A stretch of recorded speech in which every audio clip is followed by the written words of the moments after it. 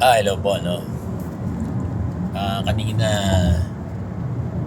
oo, katatapos lang ng Mancom ng division office namin, ah, ng mga principals, both elementary and secondary, and of course, our officials in the schools division office Caloocan. At na-take up doon, na very important agenda in our Mancom, yung ECP applications ng mga guro natin dito sa Division of Caloocan. Kasi nasa 2,000 almost yung mga nag-apply. Napakarami. At meron lamang merong 64 million. Malaki na rin, 64 million plus yung budget ng Division of Caloocan. Ano naman to? Open naman to. Ngayon nagkaroon ng survey, no? Kasi ang ECP naman kasi kahit yearly, basta meron ka ng OPCRF at qualified ka dun sa a-applyan mo, ay pwede ka mag-apply taon-taon. Yes, hindi mo you will not be needing makatatlo ka muna dun sa magiging current position mo. No, kasi actually sa ECP pwede namang gamitin yung previous na nagamit mo na. Oo, at ang sinasabi naman dito, no, even our SDS na even yearly ay pwede ka magpa-promote dito sa ECP.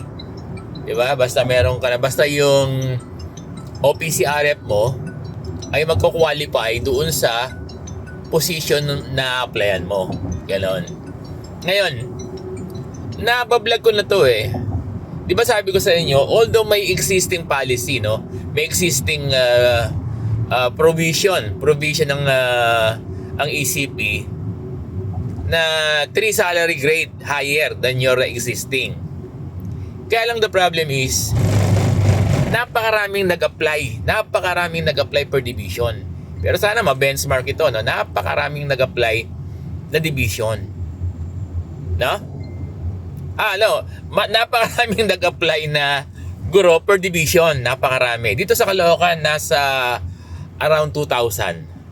Parang ganyan ang bilang Hindi ko lang alam ang exact number. Ngayon, nag-survey nagpa-survey ang aming SDS para maging fair. Gusto niya, kinuha niya yung consensus ng almost 83 more than 80 principals both elementary and secondary. At tinanong kami, anong gugustuhin nyo kung ang promotion ng teacher ay 3 salary grades? Halimbawa, yung teacher 3, teacher 6, no?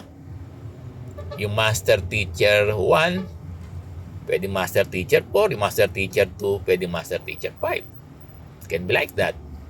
3 salary grade higher, no?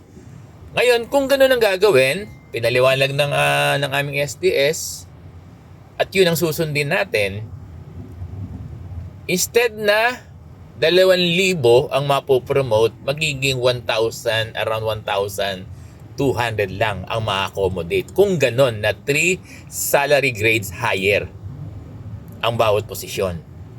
Ngayon, kung ganon ang gagawin, maraming iiyak na teacher. Maraming iiyak na teacher. 'Di ba? Maraming iiyak na teacher kasi maiiwan sila.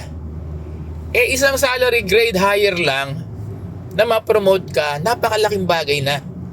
And besides, pwede ka namang magpa-promote uli. Kahit taon-taon, basta kaya ng OPCRF mo. IPCRF mo, rather. No? Ngayon, nag-survey yung aming SDO. Nagpa-survey.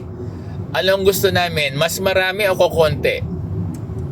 Siyempre, ang binoto namin, instead na 1-2, ako, personally, ang binoto ko, yung ma-promote yung mga guro na around 2,200 applicants ng SDO. Napakarami niyan.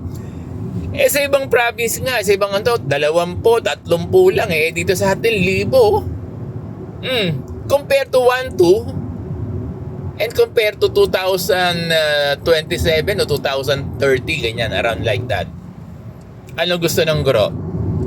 Ma-promote yung 1-2 lang at hindi masama iba, hindi nyo pa alam kung kasama kayo, o ma-promote yung napakarami, parang halos lahat na ata, hindi ko lang alam no? At sa susunod naman, yung mga may iwan, ipopromote din kayo kasi napakaraming ipopromote ng Division Office sa ECP. Ngayon, ano ang kaibahan ng 2,000 plus sa 1,200?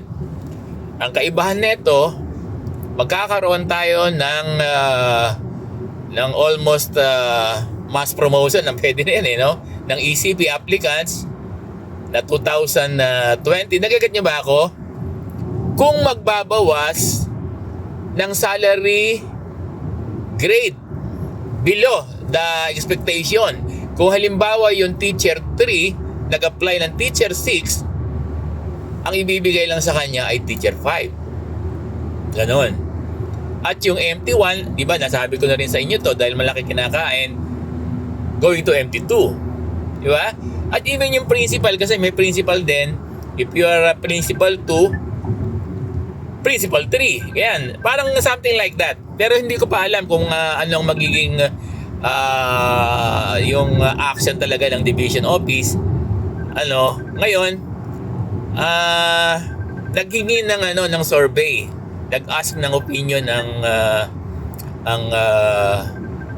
SDO at lahat ng mga principal ang binoto yung 2,200 na applicants na mapopromote compared doon sa 1,100 lang yata na mapopromote. Yun ang kagandahan ng ganitong sistema na hindi ma-maximize yung promotion mo pero marami naman ang mabibiyayaan. Kasi and besides, pwede naman taon-taon ay magpa-promote. Di ba?